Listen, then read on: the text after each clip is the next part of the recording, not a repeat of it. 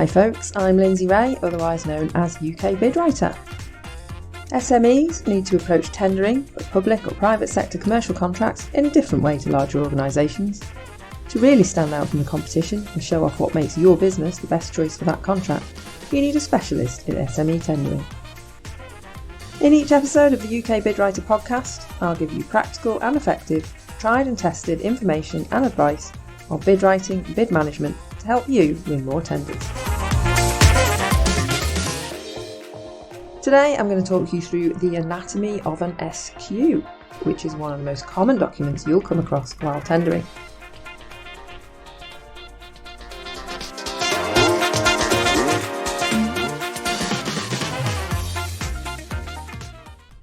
So SQ stands for Selection Questionnaire, but it's also sometimes known as an SSQ, the Standard Selection Questionnaire, because us procurement people do love an acronym, and why not confuse things just for the fun of it? Its main purpose is to pre-qualify each bidder through a series of self-certification questions, so that any potential suppliers who don't meet the most basic requirements for the tender can be eliminated from the process quickly, with no real effort required by the contracting organisation. And when it's sitting there in front of you, it can look quite daunting, but in fact the SQ is a pretty standard document. The vast majority of the questions are the same from SQ to SQ, with a few exceptions, and I'll talk about those in a minute. And most involve information about your company that isn't going to change regularly or radically. So once you've completed one SQ for one bid, you can use that as a crib sheet for others you come across in the future. But before we get into all that, why do we have standard selection questionnaires in the first place? I'm sure you'd love to know.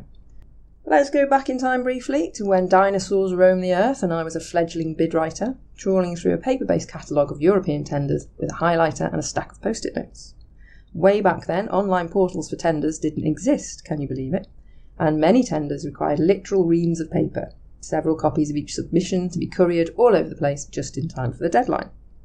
At some point, a bright spark came up with the idea of a PQQ, that's a pre-qualification questionnaire, which would help to sort the wheat from the chaff and reduce the burden not just on the unfortunate tender assessors who had to wade through all these submissions, but also on the companies bidding, especially SMEs.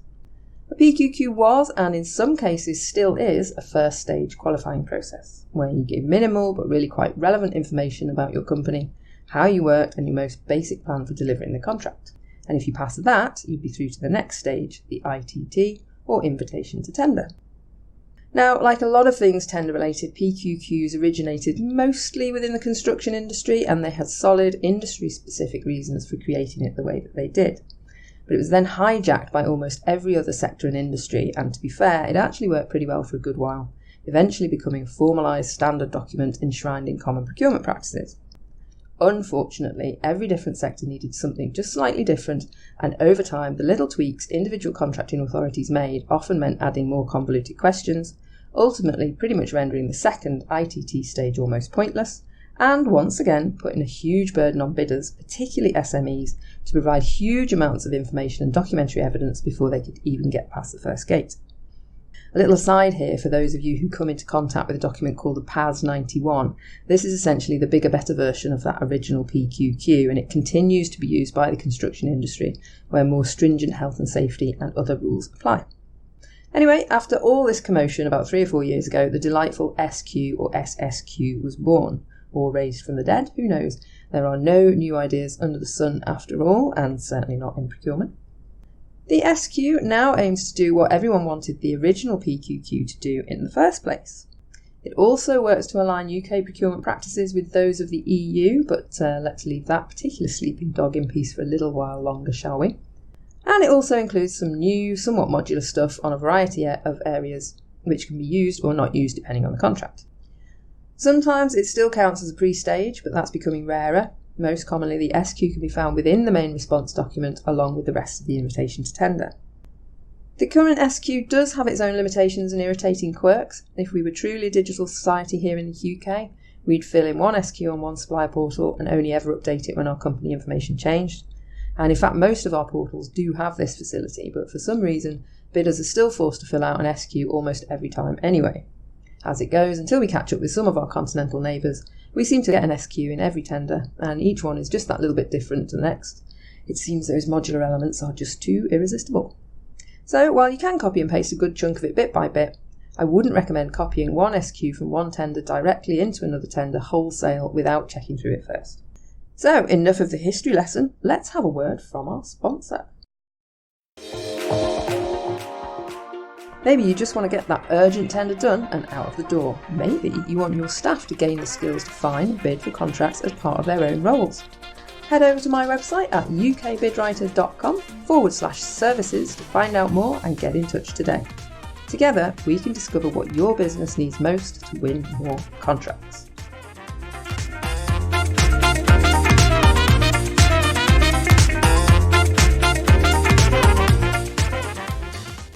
Well, she sounded like someone who knows what she's doing. Righto, here is the anatomy of an SQ. Part 1 is supplier details. This is the most basic stuff: company name, registration numbers, addresses, contact details, trading status, any licenses you're required by law to hold, and so on.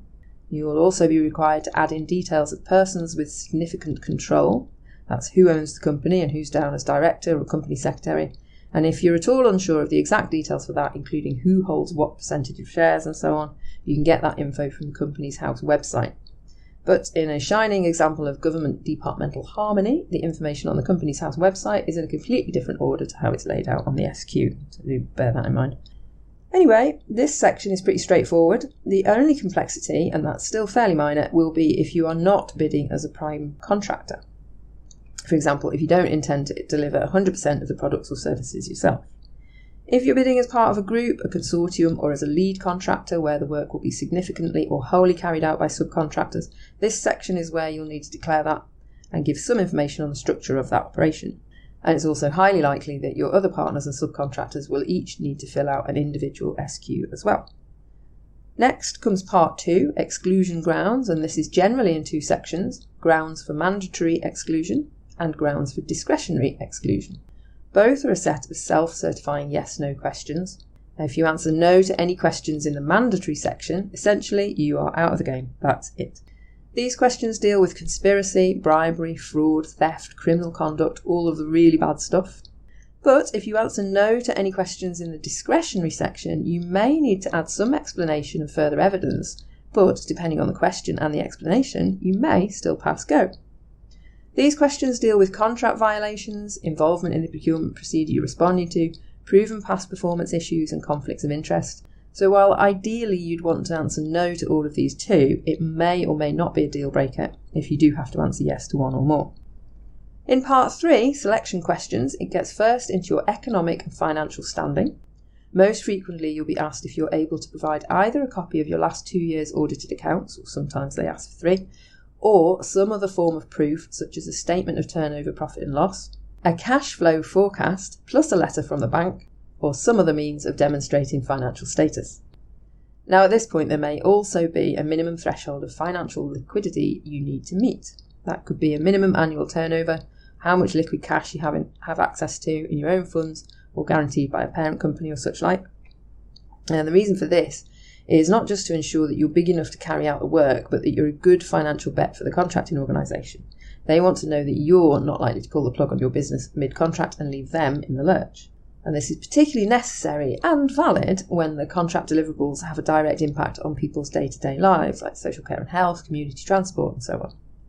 Anyway, regardless of the reason, it's well worth scanning through and looking for this type of question before you even think about going for any tender at all, as it may put you out of the running completely. So don't leave it until your friendly neighbourhood bid writer points it out after they've written half your bid. Another element of this section that you do want to look at specifically, and not just copy and paste from last time, is the technical and professional ability question.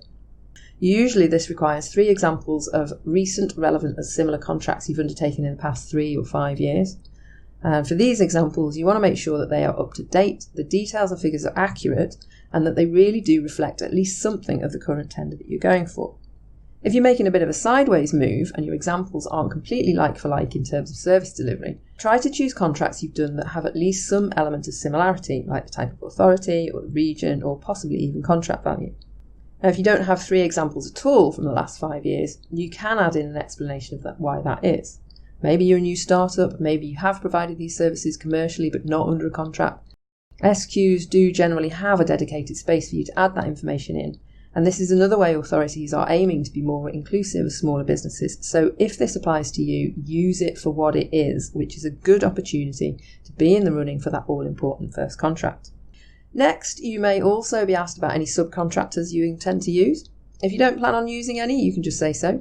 If you might, but you're not sure who it will be yet, explain that, but also go into some further detail of how you will select them and manage their performance on the contract.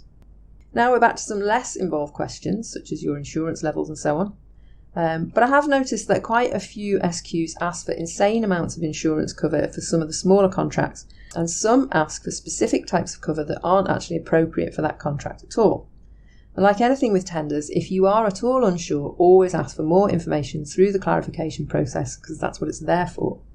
It's pretty likely the contracting authority just copied and pasted the SQ template themselves without checking, and their actual requirements might be completely different. So it is worth asking the question. I've had insurance levels changed on many occasions because of this. These days, you are also likely to be asked about your GDPR systems and processes, and you may be asked about your plans for local employment or apprenticeship opportunities, social value, your IT systems, and more. Once you've got through all that, you'll be on to the next load of questions, often called the quality questions or the technical response. And this is the in-depth stuff about how you'll deliver the contract that isn't part of the SQ. I'll tackle how to understand and answer those in the next episode, so do remember to subscribe through your preferred podcast provider so you don't miss out. So that's the anatomy of an SQ, or SSQ, which has largely replaced the PQQ in terms of getting you nearer to the ITT. Although it sounds like a lot, once you've done one SQ, you should be able to bash them out pretty swiftly after that. Certainly less than an hour in most cases, and always assuming that the SQ doesn't eventually become as bloated as the ill-fated PQQ did. Well, that's all for today. Thanks for joining me for this episode of the UK Bidwriter podcast. Make sure to visit my website at ukbidwriter.com/pod and subscribe to the show so you'll never miss a trick. If you enjoyed this episode, it'd be great if you could give it a rating on iTunes or wherever you like to listen to your podcast, or just tell a friend or a colleague and spread the word. Don't forget, you can also contact me directly to talk about what your business needs most to win more contracts by emailing me at lyndsey@ukbidwriter.com, or to find me on the usual social channels, just search for UK Bidwriter. You've been listening to Lyndsey Wray, otherwise known as UK Bidwriter, offering specialist expertise for UK SMEs. See you next time.